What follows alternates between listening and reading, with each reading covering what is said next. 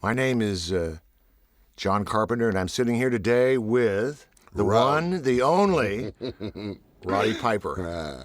It's a pleasure to be here with you. Oh, man, it's nice. It's been 12 years since John and I have watched this movie.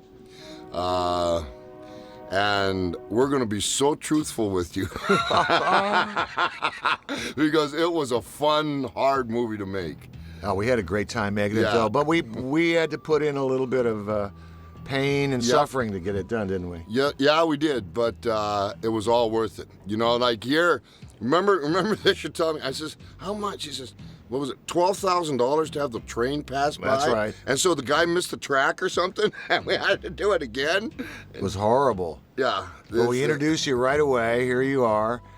This is kind of an interesting film. This was made during the Reagan years in the United States, and I was trying to say something about it in a science fiction movie, and I was also trying to, I don't know, maybe elevate science fiction and invasion movies a little bit higher than they had been. But you played a man named John Nada. Nada means nothing. Let me help you with that. Nothing. Yes. He's nobody. He's worm on the sidewalk when it's raining. That's what Nada means.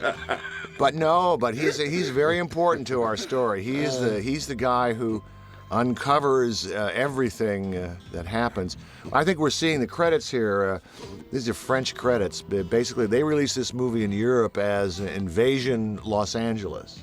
I didn't know. Oh, yeah, Invasion of Los Angeles. You know what a lot of people don't realize, John, is you were so much ahead of your time because I think this is happening. I kept the glasses.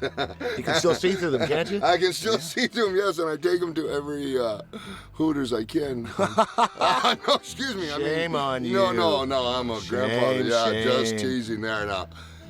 Shame on you. Now, we're downtown Los Angeles. I remember these shooting days. Probably you do, too. It was... we had some weather and some interesting conditions in downtown Los Angeles. Like paying the gangs off. Oh, yeah. Paying the gangs off. A lot of homeless folks around. Yeah. Which I must give credit. John is the kind of guy that we needed homeless folks in a particular scene that you'll see coming up. And so John went and grabbed all the homeless folks and fed them and got them a payday and took care of them. And so the homeless folks you're seeing in there are the real homeless folks. Yep. And I thought that was a pretty classy thing to do. I met you, basically, the first time I met you was at WrestleMania III in Pontiac, Michigan, the biggest wrestling event of all time. I think it's 93,000 people live and whatever. It was unbelievable. Yeah, situation. Pontiac Silverdome. Yeah. And you had a big suite there, and they said John Carpenter wanted to meet me. And how do I look? About 40 pounds overweight. This scene here. This is when you're in the basically the unemployment office, and you're trying to get a job or trying to get some benefits, and you're saying, you're saying that you're basically one of the working poor. You know, you got your tools with you, you're a good man, and they turn you down. And it's very much like it is today, because you get out there and they take a look at you and how you're dressed and stuff, and they don't give you a chance to get a job because of the way you look, but they don't give you a shower to clean up to get the job. So, very true. Raymond St. Jacques is the street. Now, he's no longer with us. He passed on. What a wonderful guy. Yeah, he was a nice man. He was a very nice man. He had a long career in the business. And he plays the blind man who can see. There's a lot of kind of really, I guess you could say, slightly Shakespearean tones to this. Is like Macbeth and the witches, where they're predicting the future. He's kind of I don't want to compare this to Macbeth. He's kind of telling us what's going on. Otherwise, we used to drink the wine out of skulls afterwards. That's right. Yes. And interestingly enough, we opened number one with this film, which was fascinating to me. I was really, and me too. Interesting. Was your first starring role? I think you had done a movie before, hadn't you, Roddy? Well, I had been on screen before, but I had never been with a real director. Well, and done a real movie. Now. No, I won't pull no punches, man. This is the best job I've done on the screen because of the director. That's fact. It's a fact. And here I can remember this scene and trying to get used to feeling what these, I lived on the street myself, so it didn't take long to kind of get the feeling what's going on. I'm looking and I'm seeing all the different dilemmas that are happening in all the different rooms, and you know what, that's just about what life is like, especially when you get in the burbs or the tenements or whatever country we're talking about. Everybody's got their own little life and they think that that's it and it's all revolving. We've all got these all little lives, but nobody's helping nobody. Yeah. And that's what I think that you were trying to portray. That's here. absolutely right. And I thought you brought an authenticity. See, I couldn't see some polished guy. I'll say a Robert Redford. You need to have a little bit of street in you to play this role, I thought. Yeah. You need to have a little toughness. Little toughness. But I just like you. So now you're trying to get a job as a foreman is telling you that there's no work, and basically everywhere you go, you're kind of running into tough times. Yeah, dead wall. Yeah. Nothing to eat. And this was actually a fact of life back in the 80s. It's improved a great deal now, but a lot of the safety net was cut away and so forth. But regardless of that, I got pegged. Still get pegged as there you go. Now you actually get to show off a little physique there. Let me tell you the rumor. The rumor was that you had taken my head and put it on someone else's body. And that's why remember, we trained hard for this one. And people don't believe that's my body. What are you talking about? When I got back and I had to do a WrestleMania or something, the fans were saying that you had adjusted it by computer and put my head on somebody else's body because ridiculous. I could never look that good. That's ridiculous. I don't believe that. No, I swear to God, that was the rumor going around. Oh, man. Oh, that's ridiculous. Now, here's Keith David. He's one of my favorite actors. Yeah. I first worked with him in '82 on The Thing and subsequently on this, and he's just a terrific guy. You guys were great together. Well, one thing, too, with Keith was I was definitely not the most experienced actor here, and Keith had no problem in sharing, helping me with my scene, finding out where it was, and by the time we would get to you would bring the scene together, but just a sharing, terrific actor, and that's hard to find. Yeah, it is. That's hard to find. Well, you've had quite a bit of experience now in making some films. And 25 films we've done. That's amazing. Wow. I want to learn how to act one of these days and make a real good one. You know what? You've made more movies than I have. I've only made 20.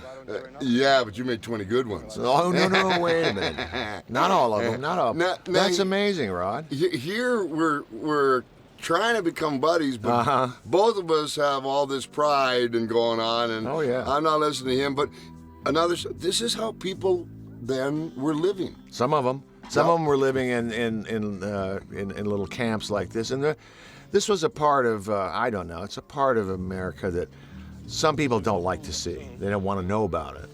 They don't want to know about these folks. No, they don't. Especially the teenage. These teenage homeless kids now. Oh, it's so tough. Some of them haven't had a chance. They're out there. They've been in foster homes. You know what I'm saying? Yep. Yeah. And it's terrible. It is. And so they end up in jail because nobody cares, but everybody says, gee, we should do something about that. I know. There's the one, the only Peter Jason. Yeah. That's when we did this scene the first time. I think this was the first day, and so the first time I did it, I was a little nervous, and so after I finished the scene, he says, "So, where'd you get Mr. Mumbles from?" Which, thank you very much. You were underplaying it. You're underplaying it. Thank you, sir. You did it exactly right. You underplayed it. Now, this brings back memories. We were shooting in downtown L.A., but right to the west of the freeway, there's still this area that we built this set. It's still there. They haven't built anything over it. You can still stand down there. This set here? This one right here with a wall there. They've never really fixed it up. I've driven past there and had a little nostalgic moments looking at this area. And remember us out there. We shot days and nights there, and I have some real good memories of this movie. Yeah. You're chowing down there, pal. You're eating like you haven't eaten before. Well, you never had a real. You were never shy about No, getting culinary from the hand to the mouth. No. We had that down. You had us here starting to bond, and Keith is talking about the government and he's talking about what they're doing to them and the suppression, which was really important to the beginning of the movie, so you could understand where we were coming from, and that's something I remember you telling me about the two characters have to bond together to make this movie work, and this is the scene that we worked hard on. Oh yeah, and you guys, we rehearsed not just the later fights, we rehearsed the acting between the two of you. I remember one day I sent you guys out and I said, be in your character and go have lunch. Yes. And off you went, and you came back and I said, well, what happened? And you said, it was just, we didn't have to say much. There we were together. We're comfortable. Yeah. We're real comfortable together. Yep. That was interesting. Now, this is a nice kind of backlit shot there. Beautiful shot. Now, you had an idea here, but I don't know if I can say it. What's that? Oh, God, what was my idea? Well, the idea was, because of Americana and what was going on, that's my pitiful harmonica playing there. That song, God bless his soul, Jay the Alaskan York made up, called La Brea Tar Pit Blues, just to give him credit. I remember that. You know, who was Jay? What was Jay Alaskan what? Jay the Alaskan York. He was 320 pounds, whip around his neck, lineman boots, and he'd go in and he'd say, for breakfast, I want a pound of bacon and a dozen eggs. And I'd say, can I have a Diet Coke, please, sir? Was he in the wrestling? Wrestler? Oh, yeah, he outraised me. Really? Yeah, we fast rod together and threw buck knives. It was giving me an education. I didn't know that. Oh, yeah. Wow. Well, that's really cool. There's Buck Flower, the legendary. Buck. Yeah. Legendary Buck Flower. Now we're in our night sequences, and we begin to find out a little bit from this TV. This is basically telling the truth, but it's coming through, and everything beginning to get little headaches from it. We're kind of laying in the plot here a little bit. Us took the hackers months to figure out how to do this. This movie cost about $4 million to make. $4 million. You see, what you did here, just really quickly, back in 1954, they had a thing called the Brunswick Affair. And do you know about the Brunswick Affair? No, I don't. Brunswick Affair was a television they had, and people would buy it, and all of a sudden a housewife would come home with 50 pounds of dog food, and she didn't own a dog. And they would be Tide. I'm making the products up. 10 boxes of Tide. And what they were doing was just what you had them doing here. They were sending signals out through the TV. I didn't know that. Yeah, and it's very in history. You look back at it, and it'll tell you about the Brunswick Affair. I'll be damned. So, and that's why we're getting headaches, and that's why that's exactly what's happening here. So very truthful. Oh. Very truthful. Well. Hey, seen MTV lately? Yeah, well. This was based on a short story, this whole thing, 8 o'clock in the morning. But I changed it a great deal. The original short story was by Ray Nelson, and it is a guy was sitting in a hypnosis kind of concert, and the hypnotist said, "Wake up!" And he did, and he saw around him that these aliens were in his midst. So it was that's how the story started. But I thought, that's kind of we need to make it a little bit more modern, Yeah. and slow it down a little. You don't want to find that out Right too away. quickly. Yeah. When the sunglasses go on, when you find it out, I also had to have a visual way of something startling visually. And John, a burning question I wanted to ask for. How did you come up with that beautiful style of sunglasses? How did you find those sunglasses? I don't really remember, except that you kept putting on sunglasses, and finally that was the one. I was with Kurt Russell at the time. I don't know. It just looked really cool on you. It did. Yeah. It did. Kind of this the old-fashioned Ray-Ban special. Ray-Ban, bighorned, and looks like something you'd see aliens with. Now, here we go, lonely guy. Yeah. Always walking by himself, which is pretty much the character and pretty much the truth. Oh, is that right? Yeah. A little bit of an introvert. There's Peter Boyle. Look at him. This gets pretty interesting here. taking care of a lot of people here. Hey, John knows something's going on. He ain't no private eye or Columbo, though. Oh, I don't know about that now. I don't know about that. Just because he's a working guy doesn't mean he's not pretty sharp. Yeah. Well, We are being bred for slavery. And here we go again. Yeah. Here we go again. they're pounding them with it. Nobody knows where they're coming from. Our transmitter is not. Was this this was the first film that you did? What I'm trying to ask is this the first time you actually spent this much time on a movie making it? Yes, this is the highest quality, the most heart I've ever put in any movie of my career. To about a year ago, and I'm most proud of this movie because it really helped you pull things out of me that I was afraid to. People must understand that you got to trust a director. Because you're saying things that you don't, it's almost like your therapist. And John Carpenter is an actor's director. Sweet. Very much so, and spent a lot of extra time with me that probably wouldn't have had to with a more experienced actor, but he did it, and he did not have to. So now I'm hearing a choir. I like choir music. I sincerely do. But something's going to happen here that actually scared the dog right out of me. Yeah, we had that. We had this tie-in here. This is actually right across the street from the other location, and Yeah, right from the camp, huh? Uh-huh. And we were looking at it, and me and my nosy self, I can't stand it. and we get an idea here pretty soon about there's something going on. They Live, We Sleep is coming up. Now, Interesting slow pace in this beginning of this film. It's not like a lot of action movies that you see, because it's taken its time to get where it needs to go. A lot of films like to start in the first 10 minutes, they want to hit you with something big action scene, something blowing up.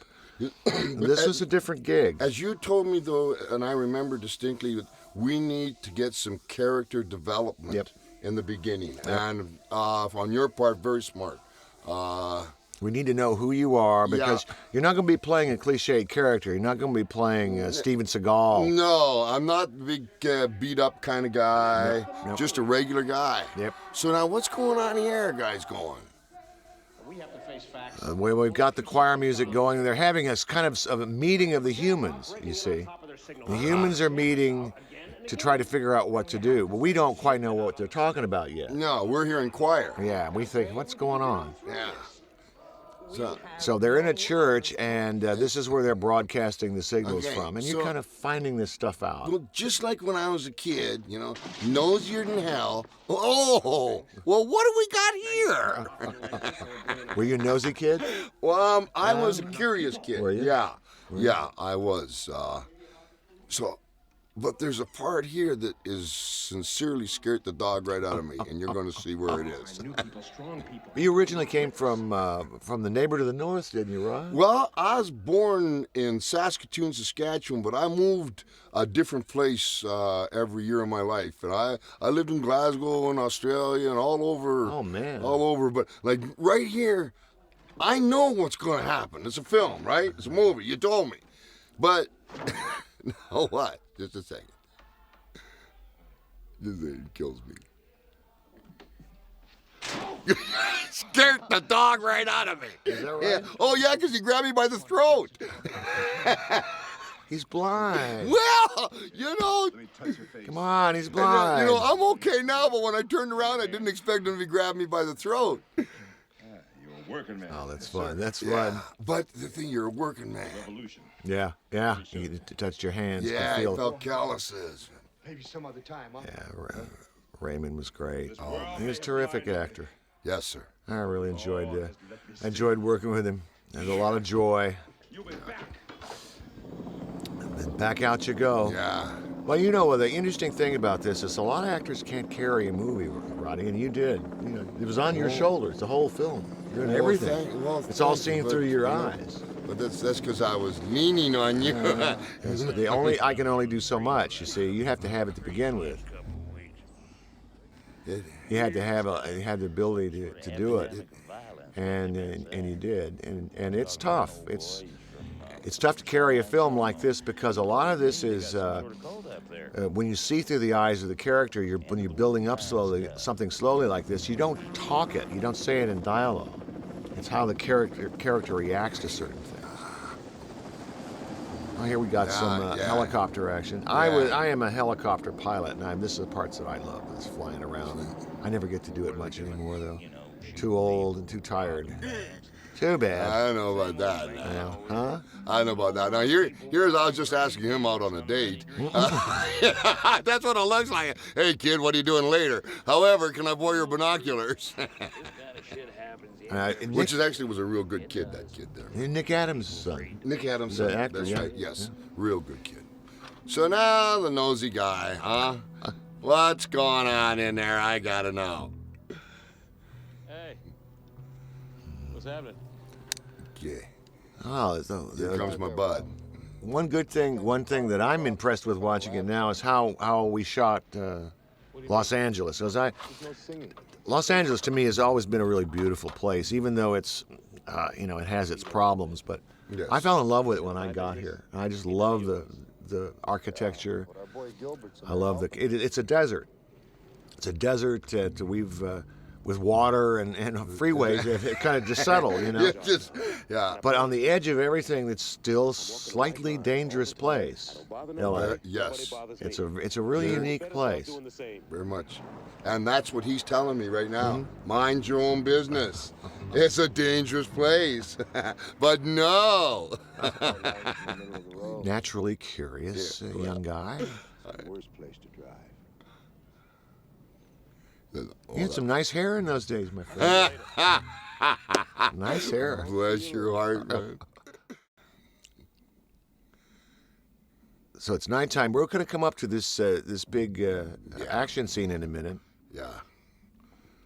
Which, when shot, I know it looks great on the screen, but man, in living color live there with the helicopters and those things going, it would just be like you would expect when they come and tear down one of these shanty towns. It's unbelievable. The way people were scrambling, they didn't care about the kids, the government, or the authorities here. And well, let's just see what happens here for a second. Yeah. Yeah. And so, first of all, the good guys are getting away, and I don't know they're the good guys. Well, none of us really know yet, do we? No. The audience doesn't know. We don't know. We don't quite know what's happening. See, but that's what you do really well as a science fiction director, and that you stretch us on, you milk us to the very last. Just like that. Yeah. Here come the cops. Now, this was an ambitious scene for us to stage on our little budget, Yes. Every action scene that we had that was this size, we had to really make use of it because Make it work. we didn't have much. Yeah. Try to make it look bigger than it was. I think you succeeded. Yeah, it's okay. We did all right with this. We did some nice stuff. No, and as we go through here, as an actor, use different subtext and objectives, etc. I had actually gone way back in my own life and was watching these people. We'll get to it here, and I was doing a correlation with what I had seen sometime earlier. So when you take a look in my eyes, I'm seeing that, but I'm actually living it in my heart here. Yeah.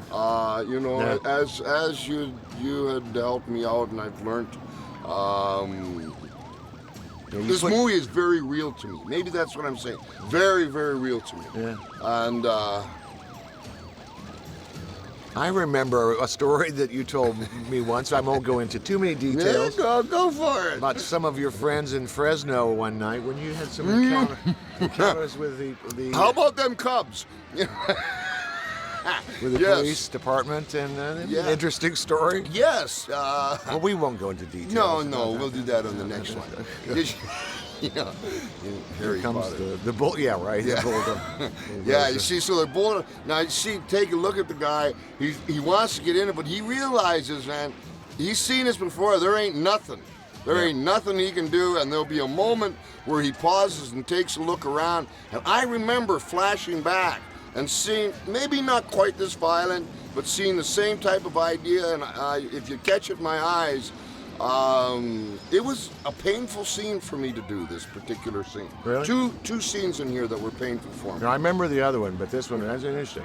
Yeah, and if I can just, there's one, right in about here. Right in about here. Yeah, we lit you from the helicopter, was throwing lights all over the place. Yeah. That's what There we big go. bright. In there. Yep. And the two of you make this smash a connection across there. And look what Frank does, man. Watch. Oh, like you haven't seen it. My buddy, he leaves me. So where am I again? Nada. Nowhere. With Nowhere, man. No friends, no dogs, no doofus. So now it's time to run with a Panaglide following you. Yes, and we know that because you cannot win in that situation. No. And those poor people, this happens to these people every day. And there's many people that have watched They Live that have commented about how the homeless were used and commented on the situation. So you did bring a certain amount of awareness. I'm not saying we cured the world, but we brought an awareness. No, I can't cure the world. Nothing we can do. Yeah. Nothing we can do. Oh, yeah. Kind of shades of Rodney King before it happened. Little Rodney King. Just a tad, huh? Little Rodney King But action there. it wasn't shot quite this nice. No. It's interesting. I hadn't thought of that. No, I just thought of that now. Oh, Raymond, getting the crap beat out of him now. Yeah. So what do you do? Well, What do you do in that situation? you got to keep moving, I think. No, Can't odds are looking bad. overwhelming force. And now, that's me when I was a kid. That's what I'm thinking right there. Is that right? Yes, sir. Yeah. Get out of here, You kid. had some hard times, huh, as a youngster? Not that we all didn't have yeah. some hard times, but Yeah, I had a different type of life. yeah, well, hey. Now I believe we've changed locations. We're somewhere else. I don't Yeah. recall where we shot this. That was a nice little thing with the thing there as you're coming in, tipping that over. That was nice. Thank you. That was nice. Yeah. But you notice how he's clutching onto the boy? Mm-hmm. I'm not sure that I was consciously doing that as an acting piece of business. I think sincerely I was clutching onto him because That was you. It was That was me. you. Oh, you were And I was- holding yourself. Yeah, and I just looking back at it and how I'm holding them. Yeah. Interesting. Yeah, that was you, surrogate you. Yeah. Very much. I don't remember how many days we shot on this, Roddy. Do you have any idea? 30, 40, 30? I want to say 6 weeks. Really? Is that something like that, right? 6 weeks, 6 weeks. Yeah. You're probably right. But we'll see this scene, and then you had a great philosophy. You told me at the beginning that sums up your genius when you do these type of things and why you are one of the best at them. And I'll tell you in a second. Oh, nice lighting on your face there. III. That's a little slashes of light. Yeah. See, that's a good director. We took care of you. God Took care of bless you. God bless you, man. I was in a very ugly time of my life there. Uh-huh. I had been wrestling nonstop every day of my life, 300 days a year. And I just got out of the WWF, as we've mentioned before, not to be redundant, but I came from a different world and I did not understand this world. And so I was having a lot of turmoil inside me at the time. Yeah. Yeah, well. You know, But you made the transition all right. You did it all right. You did it okay. And then there's sometimes that you were hurting too, you get beat up when you're a wrestler. yeah. So you got real beat up. Yeah, you get hurting You get real bad. whacked. And I had just came right out of it, so I hadn't had Yeah. a period of healing. But more emotionally on the head, where I think it plays into the character somewhat here, with confusion, the way he reacts. He doesn't react like a regular person, I don't think, would react. He doesn't back up when he should, and he goes forward when he shouldn't. What the hell was that, Martha? It was an interesting thing to step into this world. I remember I went to some video award, and Hacksaw Jim Duggan happened to be there. Oh! So I was chatting with him. He said, "Hey man, Roddy did such a great job in that. That was really cool." Yeah, but John, I'm being sincere, and I'll tell them what you told me. He said to me, before we started shooting, ask me any and as many questions as you possibly can until the first day of shooting, and I don't want to hear a word from you. And that was brilliant, because the confidence level as we came in was already there. Now we're coming up to a key scene here. I think pretty soon we're going to be getting into the sunglasses scene. Okay, so... And this is one of the ones that I'm the proudest of you as an actor, because you have to do something that's really difficult to do, which is you didn't, through those glasses that we had, you just had to imagine what you were seeing. See? Yeah. You had to make it up in your head. Yeah. And that's always, it's difficult to do. It's easy when you're sitting across from an actor and they tell you by the lines what's going when on. you can react to the words. Here you got to react to something fantastic that's really not there. And so what the hell is this? Sunglasses? Yeah, sunglasses. How do you put this together? Now, what the hell's going on? And I remember some of the images that you see, almost all of them, not all, but some of them that you see, are simply matte paintings by one of the unheralded geniuses in our business. His name is Jim Danforth. He just did some beautiful photorealistic work. By that I mean you couldn't really tell that it wasn't shot someplace. Right, no. The bigger stuff, the big shots, I'll show you when it's coming up. I remember the day we shot this shooting down that street with our extras. We had one guy back there looking at you. Just, wouldn't stop. Who's that? Yeah. Yeah. Now this is just a treating the shot, so it's color, black and white. We get set up, the convention is set up. Which was a great idea having, well, there. Now that's a matte painting. That's not real. And he takes it off, and that's a matte painting. Wow. And they're not real. Not real shots, but he did a great job of texturing it out. Yeah. So now the audience, without words, you see, which is the gig. You're putting together that this causes a headache, and you're putting together another matte painting, this girl on the side of the building. Up it goes. Mary reproduced. He did the glasses coming down again. You're setting up with the audience something that's nonverbal. It has nothing to do with words. It has to do with you're telling a story without words, which is international language. Yeah, it's hard. It's hard to do. I don't want to. I'm not touting myself, but it's a difficult thing to do to get across, because you can really get lost if you're not careful. But I think one of the smartest things you did was have it black and white. The difference in black. I love that part of it. Yeah. Well, luck. Now that's of course a matte painting, but, it tells a story. And then all the slogans were interesting. There's a restaurant in I believe it's Washington D.C. or New York. I can't. That is decorated like this. Yeah. Only like the black and white part. Yeah. No independent thought. Consume. The whole restaurant is like that. It's a bar. Oh, there is. Yeah. Go in there and get drunk. That's why you see those things. Yeah, exactly. So we're continuing showing the audience and the main character that his world has forever been changed. The world is not like you think it is. Stay asleep, obey, buy, don't question authority.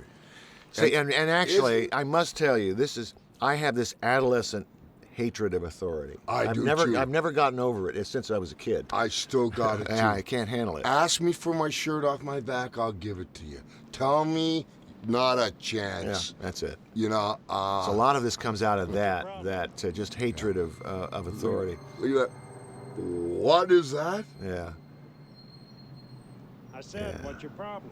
We were very tricky. I didn't want you to see these things too closely, and too much, because the minute that you do it too much, you're kind of screwed. But Just enough. Yeah. Just enough of the face. Thank you, sir. Well, I held that one because it was a little further away.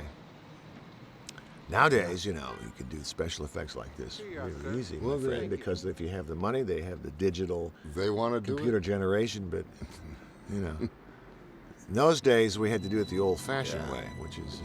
Jeff Amata, actually, the stunt coordinator, played every ghoul, everybody. He played women and men. Did he play every ghoul? Every one, yeah.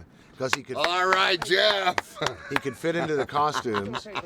And he didn't mind the pumps. No, not at all. He liked the pumps. When you got 14 black belts, you can wear pumps. I don't want no house today. Either pay for it or put it back. See, there's one of the gentlemen that you hired right there. Yeah. Oh, yeah. Yeah, why not? Hey. You say, well, I wish everybody thought that way. Yeah, why not? But they don't. We shot this. There's a lot of this stuff we did after we'd completed principal photography. We had a little second unit that I'd cobbled together to shoot little extra shots for us. And you did a good job in describing. The only thing that was difficult was really what did their faces look like in the beginning. Yeah. So I had to make up in my mind an alien. Yeah. And I made up the ugliest. I was scared of the dark big time when I was a kid. Yeah. And I made up this guy that used to scare me. And that's it. That's what it's all about. That's what it's all about. That's scared me to death. Nowadays, alien movies are kind of funny. It's funny now, don't you think? Yeah, it's become like the Roswell stuff and all that. It's become like a joke. Yeah. But this isn't funny. No. Not at all. No. It's real. And I think that's why people endear themselves to it. Yeah. Oh, they also like your character, and they just like they get with the whole thing. We had to build this part of the supermarket on a soundstage. Look, your point of views are all done later. And we shot you looking this way in color during regular production. So this was all. Now I have a built. question for you. That you made a decision on the set, and then you said that you regretted it. And I wondered today, you're going to see me fall down, and when you see it, when you said, Rod, what do you think? I said, okay, I'll go, and I fell down, and you'll see where it's coming up right here. And then you thought later, after you saw the rushes, it was the wrong call. When you see it now, I would very be interested in what remember it. Okay, you're going to see her pretty quick here. So you felt? Was it a kind of comedy moment there? Did I? As I was back, you're going to see it in about 30 seconds. See, you remember this movie better than I do. There are no limits. It figures it would be something. So he's kind of now losing his mind a little bit. Yeah. And that's Jeff. It's my second wife. Oh. Coming up here when you fell, huh? Yes. I don't remember why I objected to it. I can't remember now. Because did I think it was over the top? Yeah, you thought it made our hero. She looks like a regular person, doesn't she, huh? Put him back on. See, he's explaining to the audience now, finally, exactly what we know in words. Call the cops. Call the cops. You do imitate his voice. This one.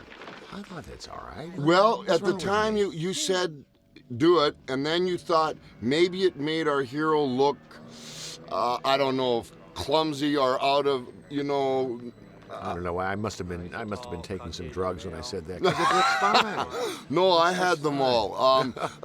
Excuse me. And you wouldn't share with me. That's what pissed That's me. what I know. So you made me fall. That's right. Oh man, it's just terrible when people won't share. It's a problem with the world. Yeah, I know. So now he's got a little bit different attitude now. He's kind of. We're gonna see this man kind of turn into a vigilante a little bit because. Just imagine yourself at home. You know something, and nobody will believe you. Yeah. Have you ever been in that spot with your wife? I have. Oh, we get to do a clothesline here. This is fun. This was fun. Get those glasses. Fun. I had never seen that in movies except for I had only seen it in wrestling matches. I really wanted to. There was a clothesline in The Longest Yard, that old football movie. Burt Reynolds. Boom. He Yeah. puts his arms out, right? The Jaws guy. Yeah. Oh yeah. Richard Keel. That's Richard it, Keel. yeah. You stumbled on it. So but you did good. And the stuntman had to take. Well, you whacked him. I mean, it's hard not to hurt. It's hard not to do that. You know? Well, if It's- if you're can't- into it, you can't pull it. You can't really No. pull that. That's nice. God bless him. And we padded the street a little bit, but it was here's two gun rod coming up here. With a nice shot you have here. Two-gun There you rod. go. Nice shot. Now one of the criticisms I got was I shouldn't have let you be a vigilante, but you had to. I mean, you had to fight back. I would. Was I a vigilante, or was I trying to get somebody to believe me what's going on here? Well, you're fighting back against the aliens. That's what you were doing. And So that I makes would me a too. vigilante? Now you grab the shotgun. One of the most famous scenes in a minute is coming up in this film, which people remember, and they remember your line. They said, say something, Rod. Here it comes. And this is something you wrote. This is something that actually you had written, and I thought was just brilliant. It's something that you maybe had planned on using. Here we go. Right, that's right. Yeah, you'd planned on using it at one time, and I thought, this is great. Nobody else would We say had that something little like book we shared. You had the book that you let me see your material, and it was great. I thought, this is perfect. I have And it kind of came emblematic of you and the movie. Yeah. But Fascinating. And I'm all out of bubblegum. no, which is interesting. When we were doing it, I never thought that line would. I mean, I wasn't doing that line because it was going to be, what as Schwarzenegger said, see you later, baby. I never did that line, or you never had me do that line as going to be the line of the movie. So it's like, you never know. You never know what's going to catch on. No, you never know. And I saw, I happened to tune in a few years ago, and actually you used that in a wrestling deal. It was that kind of Did I? theme, yeah. It was cool. It was cool. I plagiarized it and again. No, you did I? plagiarize yourself. You can do that. It's you. So we continue on. Yep. Now, there's a man alone against the world for a while here, isn't he? Yeah. Now, Man John alone. Schneider's the one who told me how to cock this shotgun, just so you know. Is that right? Yeah. As I come through, I said, how do I do it coolly? Yeah, a little animated deal there. Yeah. And you blow it away. Come to show 'em where I am. Hey, listen, man, I would do the same thing. If I was if your character in your shoes, I'd be doing all of this. All of this. I'd be Yep. crazed. We have a little adventure here in a minute with... Now, do you remember this? I said drop it. Hey, okay. You don't remember the first take, do you? no, what was it? Tell me. Okay, so the man comes out. Now, you hear what? Beat your feet, I say to him, right? Yeah. He takes off. This first take, his interpretation, when he beat your feet, he started running on the spot.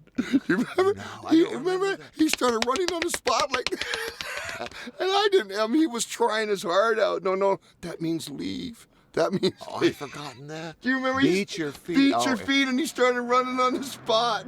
Oh, no. God bless him. His heart was into it big time. He just. Here's Meg Foster entering the movie. Meg was a Yeah. terrific actress. I really enjoyed lovely working with lady. her. And then she's... And can hit you with a bottle. well, that's what she does.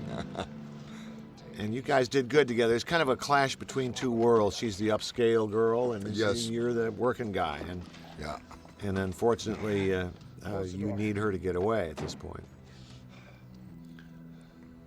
So we released this in, brother, I believe it was the fall of 1988, I believe. 88, I think. Fall. The fall. Fall of Yep, 80. Yes. Fall of 88. Trying to get it close to Halloween. Yeah, fall of 88. And that was a while ago. Was it 12? It's been 12, 13 years now? Has it been that Yeah, long? I think so. Well, you know what? You don't look a day older. Hey, that's I know the truth. I know the truth. Age is a funny thing. It's a funny thing. All those young kids don't understand that. I talk to them and complain about how. Yeah. And I said, "You're not going to know till you get there, pal." No, You know. and you're not going to believe me right now. No, either. No. not a word. I'm saying. He said, "What the hell?" You know what bugs me is that it just gets harder physically, harder and harder to make films because of the work, the pounding that you take. Just as you older you get, the tougher it is. Yes, more recoup time. Yep. You know. You need. Yeah. Yep. It's not like the old days. You used to be able to just go, man. Just grind them out. Yeah. Well, So like now you said you fought. I mean, 300 days a year. Come on. I mean, it probably was easier in the beginning, and then it got harder and A lot harder. easier. Now I've had over 7,000 pro fights and hold the world's record. 7,000? 7,000. Closest to me is Flair with 5,000, Ric Flair. And now it's like 7,000. My 7,000. God. Yeah, to get in there one time now is a strain. You know, where I'd just jump in there before. But doing it all every day of all year long. Well, it's brutal. That's brutal. Yeah, and it twists you big time. Yeah. But you know, that's a different world, though, in terms of that whole thing. And I think nowadays, actually, in some ways, a lot of people, they still don't quite understand. No, but you know, to simplify it for them, my sport, wrestling, professional wrestling, has the highest suicide rate of any sport in the world. Is that right? Yeah, just lost another one just 2-3 days ago. Without getting down here, but no, that's just the truth. That's all right. That's all right. It's truth. Here with Meg, and we shot this near where I live, up in the Hollywood Hills, in a nice area. Yeah. I've been hit by Andre the Giant softer than what you're about to see here. Oh, did she hit you hard? Well, now you're giving it. That was deep, John. That was deep. Actually, as I recall, once she hit you and the bottle didn't break. Anyway. Yeah, exactly. Like, Ow. did it hurt? Ow. No, it didn't hurt. The guy who did the stunt, it was who did the flying, flipping out, was the one who took a big one. I don't remember. He took a big one. He was Arnold Schwarzenegger's double also, and he was a friend, and he really wanted to. Yeah. He put out. Oh, big time. That's a big one. That's a big hit. I swear to you, we're being But controlled by these things. I don't know what they are. now this is interesting sequence. Now the whole style of the lighting and everything has changed because you're now in a different world. You see, you're up in her world. Yep, it's a whole different situation. It's not the gritty streets anymore. Yeah. You see, now that takes an experienced director there. I don't know about that. Oh yeah, I do. I don't know about that. I do. But, Now, of course, I'm looking up at those green eyes. her eyes are unbelievable, aren't they? Yeah, they're amazing. Emerald Forest. Yeah. She's just. And they're unusual. They just draw you in. So Yeah, and so I'm thinking to myself, never mind. Nah. It's not my way. And she's was a very, very sweet person. I really dug her. I really dug her. Not a problem. Ready to do anything. Discuss it with you. How can it work for you, and etc. Yeah. You know. And you notice right here, I got no idea watching the movie right now as a fan that this lady's about to club me. Because she's playing it, so she sits down there, she folds her hands, you know, so it just goes to prove never fight with a woman. You cannot win. I tried it with Tawny Katane. Like, boy, oh boy. Is that true? You can never fight with a woman? Is that I can't. I'm marshmallow, man. Oh. Give me any guy, but not a woman. Huh? Well, my wife beats me all the time. Does she really beat you up, huh? Whack. Well, no. But she wins. She just does this. She goes, Roderick, you're being a real jerk.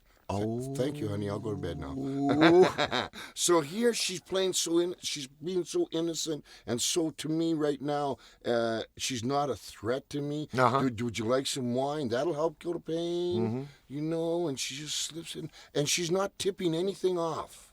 Yeah. I'm sorry I have to be here. Yeah, we shot. This was near the end of our schedule, Roddy. As I recall, we hit these interiors and a few exteriors right near the very end of the shooting. Yes, sir. I remember. That's right. Absolutely. I remember that. I was happy to be finished with it because it was. Yeah, it was a tough one, John. All the night stuff and the day stuff, and it All went the on and on. drama Yeah. and all the drama and stuff. Oh, that was a piece of cake. Hey, it was nothing. I had worse. Let me tell you. yeah. I won't mention any names, but I've had no, worse. no. We're just had tougher ones. We're just being honest. No, this. When I look back at here we go.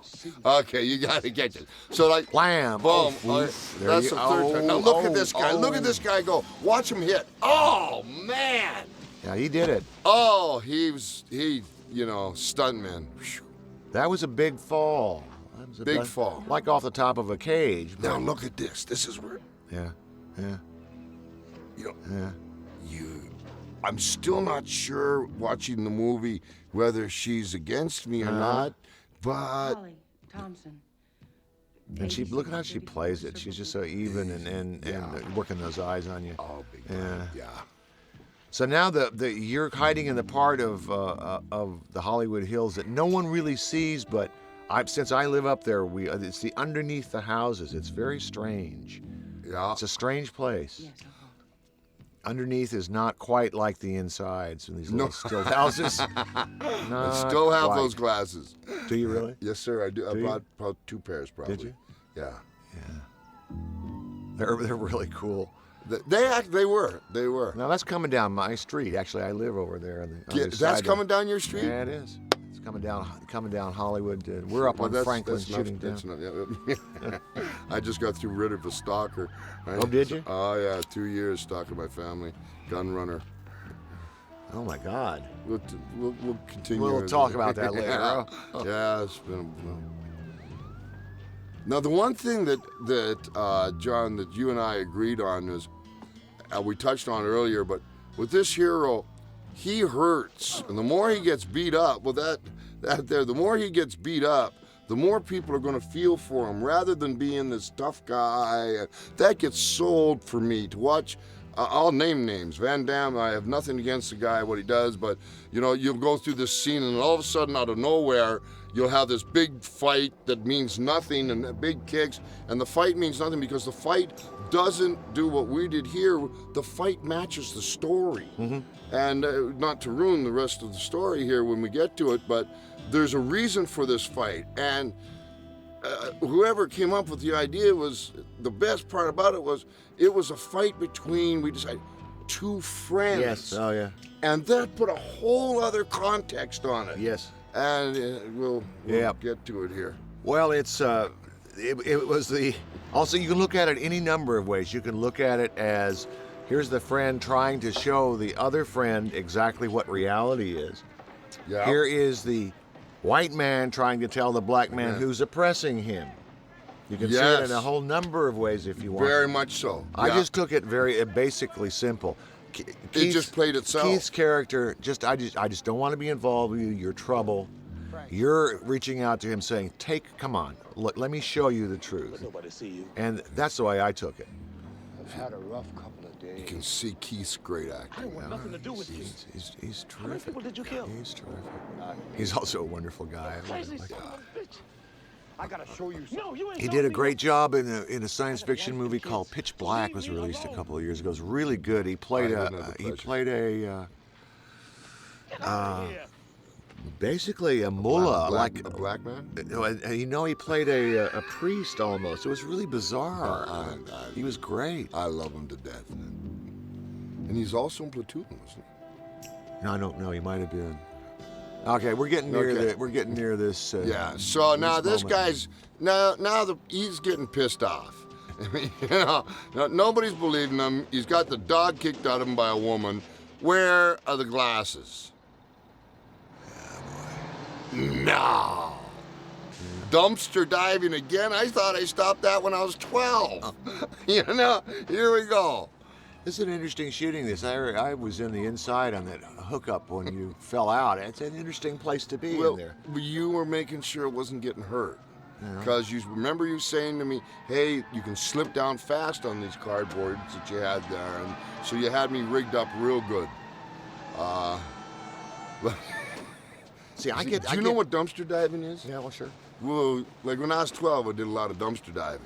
So this, again, you know, you hit home a lot with this, but we talked a lot, didn't we, John? We did. We got to be fairly. Well, we got to be in- close before I very- even finished the script. We talked a lot Yeah. about what we wanted to What do, was- what, yeah. what the kind of movie and the kind of character we wanted to play, that you wanted to play. in. Yeah, So, yeah. okay, here's the direction we're going to go. You know, And- that was the important thing. Here you are, coming out of the My coming out of dumpster. Chinese food today. Ooh. Got my glasses. Oh, he left all the trash. I was gonna say, Terrible. you know, well, he's a city Littering. worker, you know. Littering. This terrible littering situation Yeah. you've got here. Okay, now All we're about right. to start right. one of the great fight scenes in movie history. I go that far to say I think it's because I think, look, it's a real fight. It's Oh, not. yeah. It's not a flashy fight in terms of No, you sir. guys don't have kung fu going. You don't have martial arts. You're not flying through the air. No, You're just going at it. two rounders. Yep. And Stay away from me. And, I'm telling you, you dumb son of a... boom, boom. ow. Ow, for Stop. No. Now, I'm going to brag on you now because you guys rehearsed this fight, month and a half, 2 months, in my In your backyard, backyard, a long time. on and on and on and on. Yeah. And you had it down. You guys are making contact in this fight, and I'm really proud of both of you for being able. You trusted by that point. You knew what you were going to do. Trusted each other. Yep. You knew how to pull it off. Yeah. We spent 3 days in this alley with you guys. And you set up. I think you set up three different cameras. Sometimes I did. And to get everything we needed. And you went right at it. You both understood. And you know, Keith is not a fighter. He's in a the sense- dancer that hits like Ernie Shavers, Yeah, and he he's doesn't. great. He's great. He came right into you. Really helped him figure it out. I remember as we get going. I'll tell you in a second. So when you can Don't get want to fight you? Stop it. No! Yeah, we and the thing is, it's almost a reel long, the fight in 10 minutes. A reel. It's almost that long. So But didn't you cut some out of it? You had to cut it down some. not too much, man. I used every piece of footage we had except the mistakes when we when I could see them. certainly. When I see the misses on camera, some of the really Yeah. hard hits, but no. Now, I like this part very much. The lift up and the Yeah. and then Involved. Get away from me. And you're right about what makes this fight interesting is that it's between two people who really do like each other. And Oh. it's going to show here in a second. In one part you had us do. Just give it a second. Now put the darn glasses on, would you please? Am I asking too much here? Put him on. Looking a little bloody there, dude. What's going on here? Oh no! Ah, please. And then whack. Oh, Oh God, that's hilarious. over a pair of I know, sunglasses, I know, right? I know. Two friends. Two stubborn guys, I would say. Let me put it that way, okay? Now, here, I'll tell you really quick. We were going, and every once in a while, Keith would miss and catch me. And right here, I said, Keith, you're killing me. Just hit me. And away we went. It's it's hard to do it that fast, my friend, Yes. because it's hard not to hit. It really is. Of course, you know that. Hell, how am I telling Yeah, you? but Oh, for ow. Keith, oh yeah. Ow. Ouch. Splashing around, You biting. see? You son of a gun. Bang. Bang. Which our hero keeps getting the dog kicked out of him. That's what I like. We love that, though. Everybody Yeah, loves that. I Everybody like loves that. Love it. Whack your hero a bunch of times. Yeah. Oh, it's getting mean Hey, now. getting a little mean. Ow. Ow. Oh yeah, haven't had a kid since then. Oh, damn. Good thing rough. I got all my work in before then, Ow. So now this especially where it shows about the friendship part. Mm-hmm. So I'm coming out there with a 2x4, and I'm mad. And all of a sudden, he gets the bottle. Yeah. And what is he going to do? He's going to come after me. And then I go, What am I doing? He's my friend. I'm sorry. Yep. Whoop. Ouch. And you laugh. Whoop. And pisses him off. And here we go again. But I didn't want to kill you. Just put the sunglasses on. That's the charm of the fight, I believe. I believe you're right. You're right. Yeah. You're right. I mean, well, it's one thing. Look, it's one thing when you have a fight against an obvious villain. That's okay. different. It's easier. Yes, much It's easier. easier. And the style of the fight changes. It's different when you have these two men have a relationship and they have a connection between each other. Yeah. And Then that's it's- what you established at the beginning. So Yep. this works. Yep.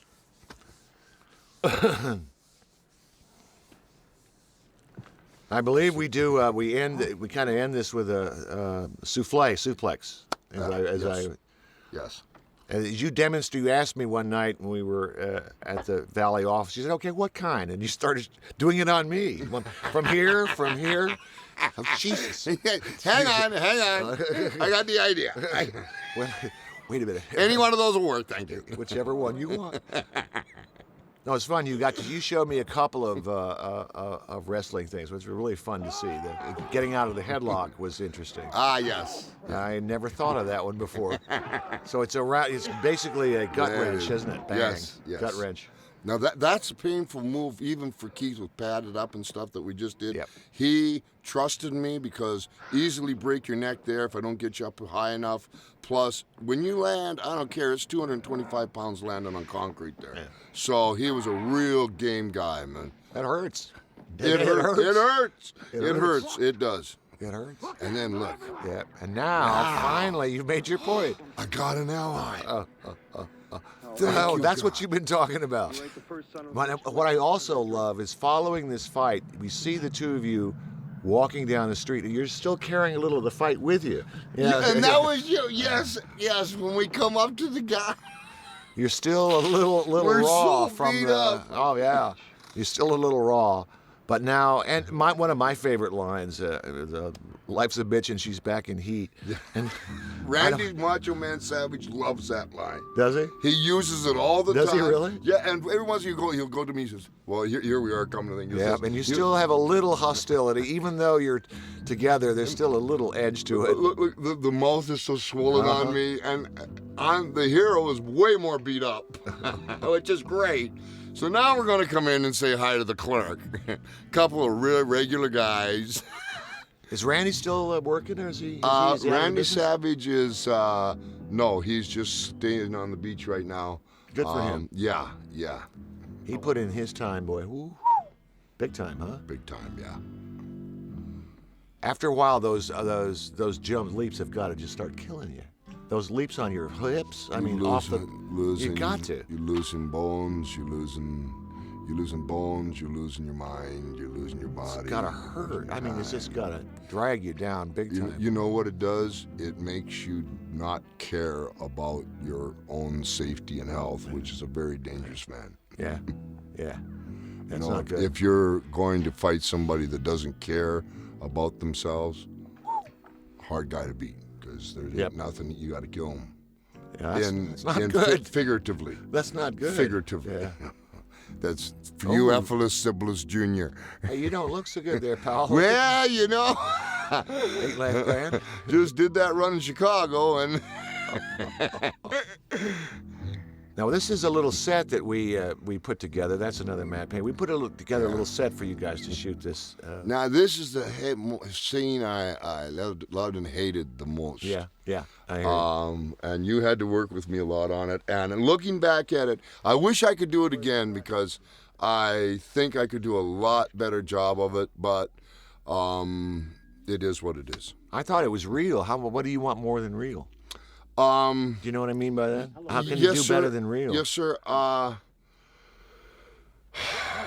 Delivery. Oh, come on, man. I mean, all you need is authenticity. You don't care about perfection.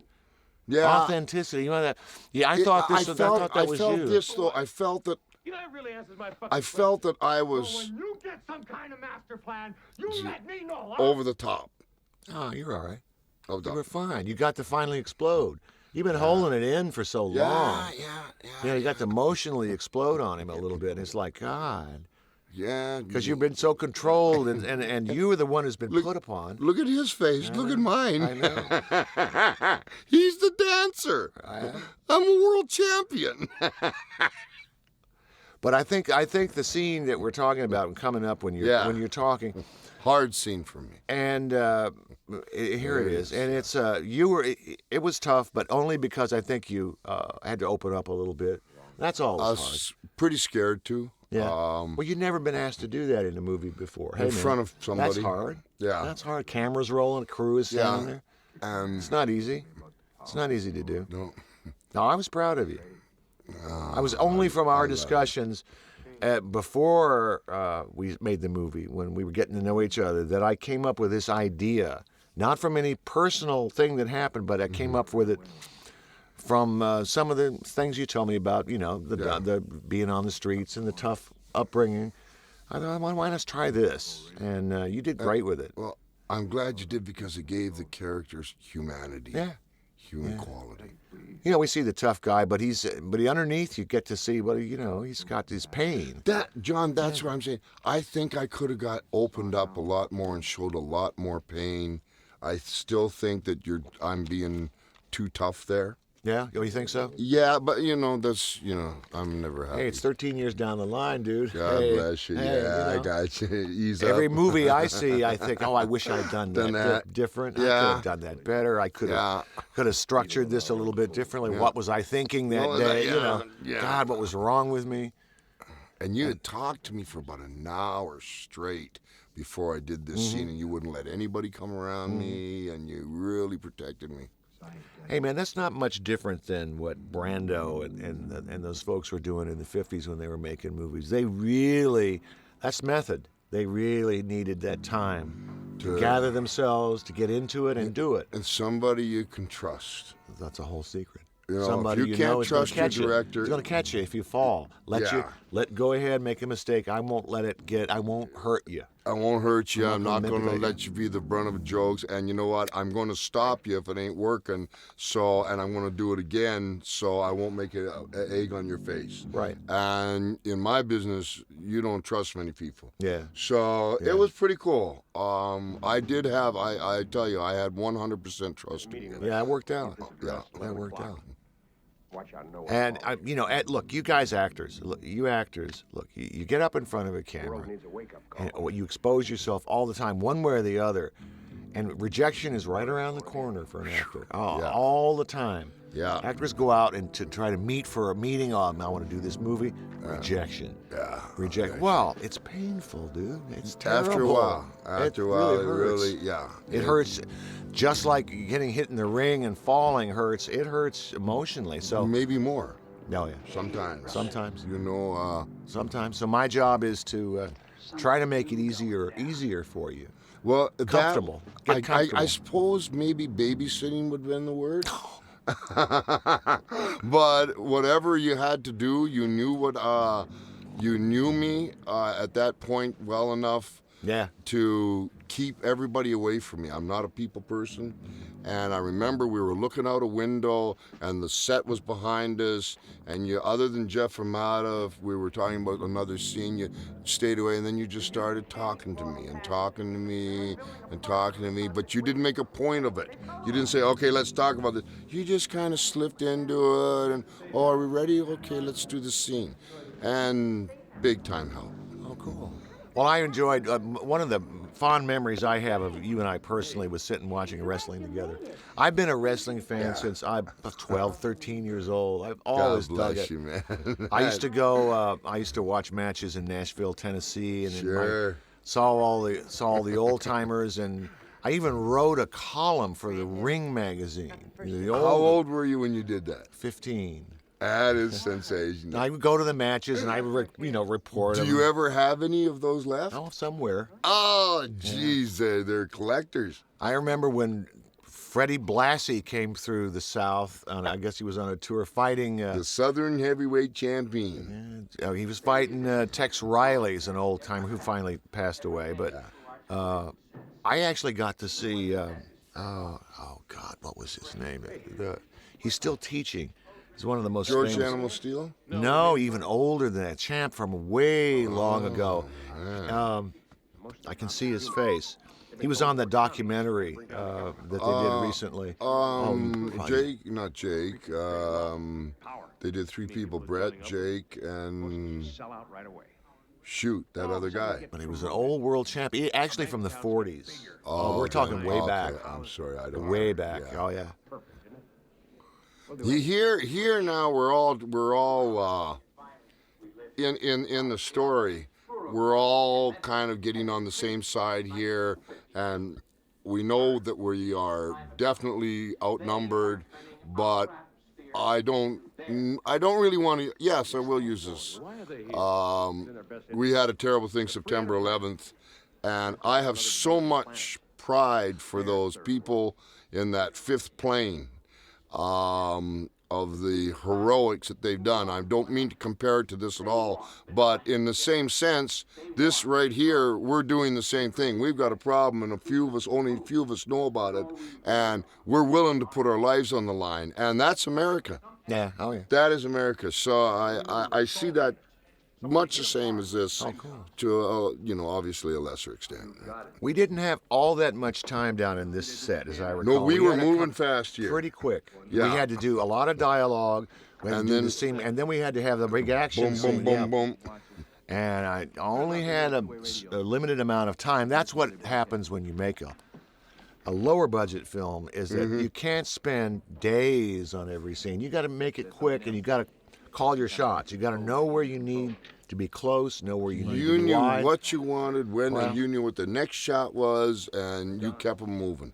Now, sometimes you make mistakes. That's the problem with it. No, you that have was to my live. job. You know, you have to live with the mistakes that Yeah. you make. Now, Pete gives his big speech here, which I remember something about him. He asking me a acting question. I just sat here with Pete yesterday doing another movie we did together. He's unbelievably funny, but he had some problem with this particular exposition. Exposition is hard for actors. It's hard. Yeah, yeah. It's just hard to give the information out. Yeah, and Because it's not emotional, and it's hard. It's not conversational. get it It's out like there. Yeah. X, Y, Z, A, B. This is where we Yeah. are in the story. Yeah. Don't stand a chance with a few But he guns did a and great job. Pete's But a he great- he didn't like his performance here. Is that what you were saying? Yeah. Yeah, he was. I had to do the same thing. You which see, is now like, I'm Pete, going. I think he's great. I know, but Pete, you're doing great. Don't relax. Every actor has the same problem. You all are the same. You got to understand that.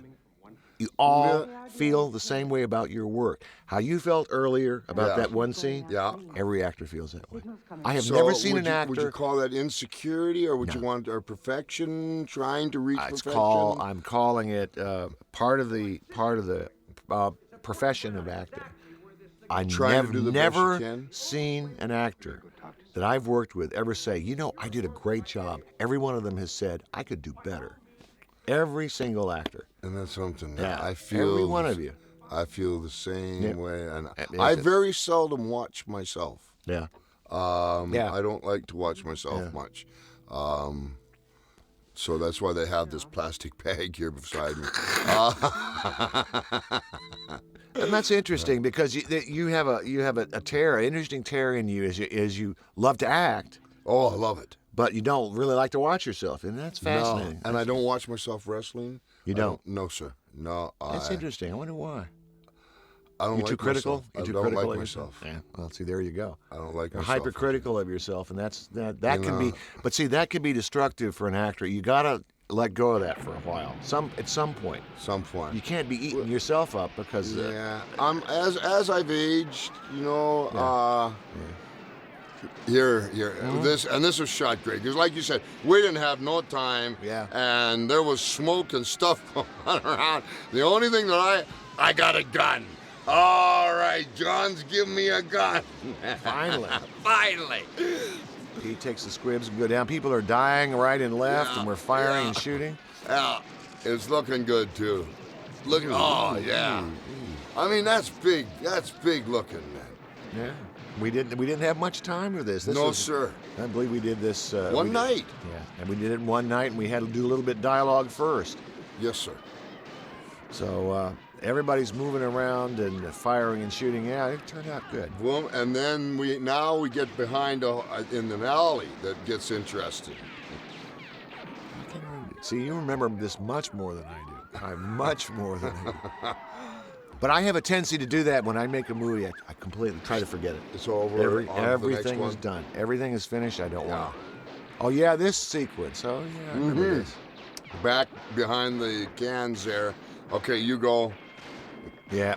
Now, this was, you guys are using full loads in this, is that correct? We're using full loads, and one of the things where, in a gun battle, I have learned on the cinema, you can look like you really don't know what you're doing, or you can make it look like a gun battle should. And in real gun battles, you hide a lot. Yeah. You put the thing over top, and how would you know? Well, I read it in National Geographical. Of course you did. You wouldn't. And that's the only way you'd know. I know that. And I got you. No, I got you. You've heard about it. You've heard about it. I've heard. I read the articles and stuff. Yeah, I got you. But now here's where the first really cool thing happened. Yeah, well, if I remember this now, this was the transport device. Yes. Yeah, that's and we right. hadn't known nothing about it. I didn't know nothing. These Keith's going, Frank's going, get set to sweat. And here they come. Oh, and we're in trapped. trouble. But you find a kind of a magical way out, which is a kind of transport device. And isn't that the way it goes? What's that? I don't know. Oh, good. We've got 27 coming. What is that? Let's just go. Do you remember us jumping down that hole? Yes, I do. Yes, I do. I'm trying to get my arms through it. Well, it's not that big, you know what I'm saying? And I've got that Santa Claus thing going on. You're a big guy. It's hard to, both of you. Neither of you were. He's bigger than I am. There you go. Oh, but it was so cool. Now it's really getting, it's really starting to crack, that action part. And we're also going to go behind the scenes to show, basically the setup of the aliens. Now, we were under these tunnels that connect, they're underneath Los Angeles. Well, they connect various city buildings, municipal buildings. They're used to go in between, like City Hall and the courthouses and the police. And I've never seen it in a movie before. I'd never seen this location. It's interesting. No, but it was hallway galore. Oh, boy. And a lot of that's just kind of lit natural light down there because we had to light you guys up close, but we couldn't light that hallway any more than this. No. And there you get a little alien writing situation there, whatever that was. And we had more made-up stuff, and down you go. Those are big hallways. Yeah, there was an improv in here, too, on a gunshot. See, you remember much more than I do. I just wrote the book, so I had to. You remember it all. Oh, Lord. Now, that makes me so sad. I can't remember so many details. Nah. Here's an interesting scene. So now we go. He comes in and wipes the camera, and then you come out of black. And now we're in the Biltmore downtown, which has been used 100 million times in movies, but still, this is not by these folks. Exactly. This is one of those scenes where it's kind of the meeting of the aliens and the rich. But what's humorous here is, although they have their backs to us and stuff, here's two of the rum-dumbest guys you've ever seen. They're all in tuxedos, and they don't seem to notice us. And you're hiding your guns there. And we're hiding our guns, right? Walking to the buffet. And trying to blend in. And blending in. Yeah, but they do have our backs to us, so we can justify that. I can. Well, that was a little push, but... That's the fun of it. What the hell? That's the fun of it. By this point in the film, with what... There's Jeff. Yeah, I decided we have to pull the stops out here. We know we can go beyond what... Just a little bit beyond what might be realistic because... Yeah, but isn't that the magic of movies? Well, sometimes it is. Sometimes it is. I remember one we had a preview in I believe it was on City Walk at Universal. We showed the movie and we were outside afterwards. I remember this one kid came out And he had, of course, been brought up with his Rambo films, right? Oh, sure. Right. First Blood. And, Yeah, all those, and he came out, and I remember he was confused about the meaning of the movie, about the money part, about it being the money. I could see it in his eyes. He was expecting it to be jingoistic and rah-rah and the good guys, and it had bothered him a little bit. I wanted to go over to him and say, why, but I left it alone. Yeah. That's his reaction. That's interesting. Everybody has a different take on it. On this. Yeah. Especially this film. I get so many different comments on this film. What do they say to you? They say things like, the obvious, like, we love the film. That's the first thing they say, always. They tell me that it's a huge cult classic. Mm-hmm. They say to me, those sunglasses and aliens, man, they were freaky. And it is. Weird. And I'm just trying to, right off the top of my head, get different things. But they really got off on the idea, what are these sunglasses? What are these sunglasses? And then when they saw the alien, it's like, whoa, that really grabbed them. Really grabbed them strong. They didn't expect to see that. And they thought that I put your head on another person's body? They thought body? that you put my head on a bodybuilder or something when I was doing that scene to make me look good. I don't get that at all. 4 o'clock every morning I was in the sauna. I would like to just strangle him. Well, maybe you see, you look thinner on TV. You don't, people don't realize how you're built. They really don't get it until they're up close. But now here's something interesting that you actually, John, you paved a huge road.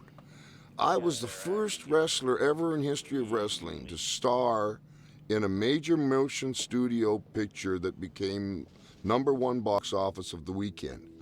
And that paved the road and gave the itch to I don't know how many wrestlers.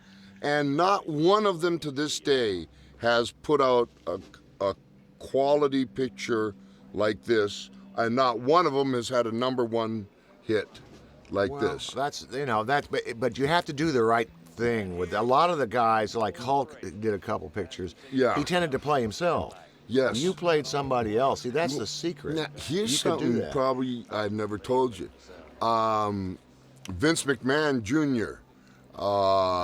That's the one who's running it now, right? Yeah, exactly. Or the WWF. I was hired by his daddy, but when he didn't want me to do this movie with you at all. Yeah, I figured. And he said through a lawyer that I was doing one time, he said, you tell him that Hulk Hogan and Roddy, we were called the franchise at one time, Hogan and Piper.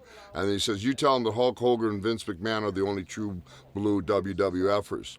And then he came up to me and he says, I tell you what I'll do.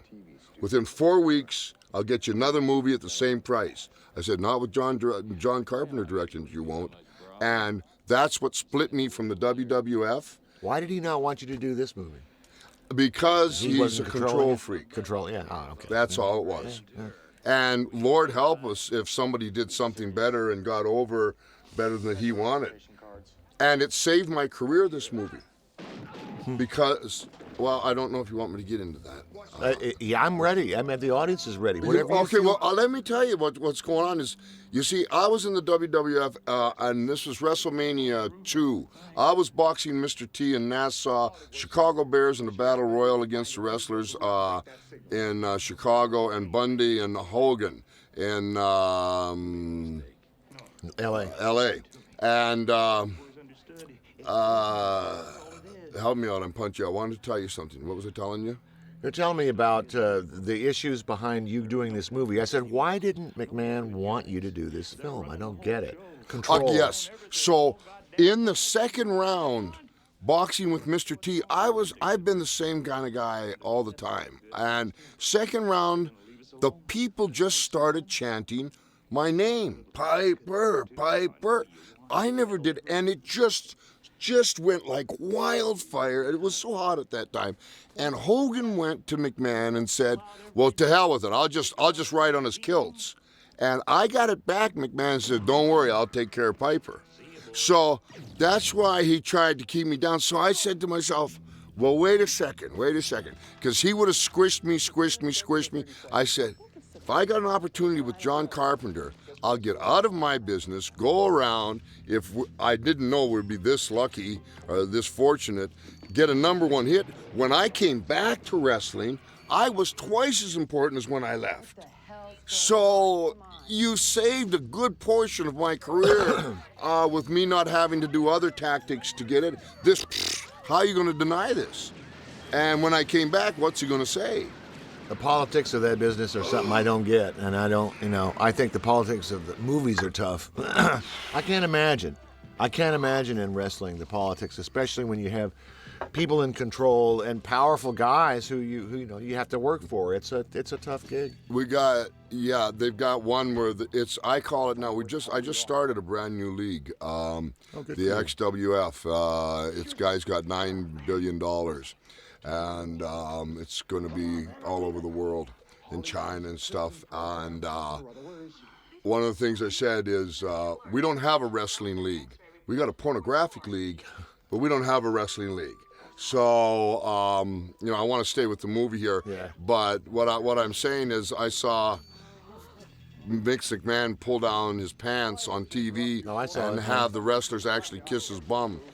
Well, in my time, would he ever ask that, but you don't have that kind of money.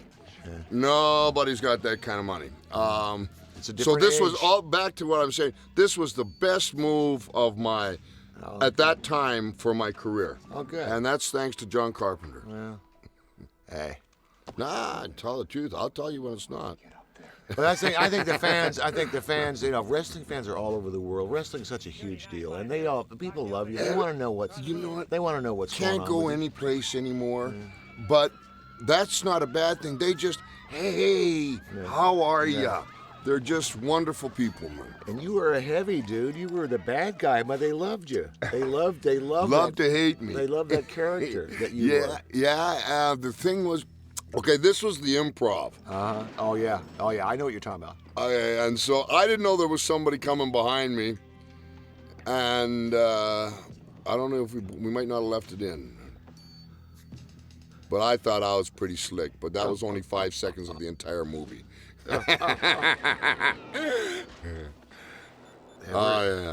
We're getting near taking my best stuff We're getting out. near the end of the film now. This is the kind of the final action, the siege on the building. Okay. Oh, this is great. This was an all-out get 'em scene, and it looks just as good as Lethal Weapon or any of the others. You did it in such a style, and this is my favorite part, being the action part. So I like this. This is the greatest part. That's I think, very nice of you. We had a whole lot less money than Lethal. Oh, we sure did. But you know, it's we had just as much talent from John Carpenter. Oh, that's sweet. It's a God's truth. Now we're going to have a little betrayal moment coming up here, which I really enjoyed a lot. I thought that was fun to do. I think it fooled everyone. Yeah. Do you? I don't know if it did, but I didn't expect it if I was an audience member. No. She was too cool. Too cool. Couldn't read her. Yeah. You like that gun, Oh, I love doing that. That's my favorite stuff. That's it. Give me another one, John. That's all right. I'll go by myself. Actors love. See, now there. Over. And it's quick. It's quick. Boom. Yeah. And you know what? Kids can watch it. Yeah, because you don't. Because you didn't do that. Yeah. You're not showing too much. Here we go. Now, this was a very, very special time for me in the movies because the helicopter was coming up. It was a big production shot. I don't want to ruin this. No, it's all right. Go ahead. It was a big production shot, and all of a sudden, I'm turning around, and I was thinking of a lady named Lorraine Gauthier Albertine that dropped me on my bum one time when I really, really loved her. And it came as a shock. So I remember the helicopter coming up, and boom, and I remember thinking of Lorraine, and here I didn't want to just kill her to kill her. I was hurt more. That's where I was coming from. But at the same time, we're in the jam that we're in, and she's got a gun. Lorraine didn't. She didn't. No. No. It's pretty painful stuff when that rejection, isn't it? And the love. Oh man, I've had it a lot in my life. There she go, boom. Now here's where the character really shows his colors. Yep. He knows he's gonna die. That stuff was flying all around you when we did that, as I recall. Do you remember when they put the squibs on backwards? Okay, and the guy told me all day, oh, you see that? Yeah. See, that's... Yeah, hey. we had a good time with that. Yeah. And then... Now this, I wish I had done better, and you told me how to do it after the time. Things were crazy. But I'll tell you what I wish I would have done better. I think you did it just fine, though, dude. I think you're just so? being... No, he's always the rebel. I think it should have been straight and strong. Instead of just a week, it should have been my last defiance. You'd been shot. You'd been shot. Yeah, but I'm Roddy Piper. Oh no, I mean I'm not a. That's it. Yeah. Hey, it's been really great sitting with you going through this movie today. John, I haven't seen you in 12 years. It's been a while. It's been a while. I think it's been since we talked in '93. We talked on the phone in Toronto because you were up there making a movie. And we chatted on the telephone. And then one time, just fairly recently, but I haven't seen you in 12 years, and it's been a real pleasure. I looked forward to doing this with you. And soon as we talked, there was no hesitation in my voice. Absolutely. And as it ends, I want to say, you know, John, you have made a living from directing films here in the film capital of United States, LA, and the true test of genius or true test of talent is longevity. And you just made another movie. I don't know how many you've made. You write them. You do the soundtrack. I was there when you did the soundtrack. You do the whole 9 yards. And I don't know many directors that do that. The bottom line I want to say is you have stood the test of time. And the other thing that I hear about They Live all the time is I'm a huge John Carpenter fan. Yeah, that's nice. Well, I tell you, I'll give it back to you. I've never had another actor put the sleeper on me and experience what that's like. And I got to tell everybody out there listening, man, that thing puts you out in about 10 seconds. It does work, doesn't it? It's down. You're down and out. All right, guys, thanks for listening to us. And Roddy and I will see you in the movies. You betcha me. You'll be a half an hour in heaven before the devil knows you're dead.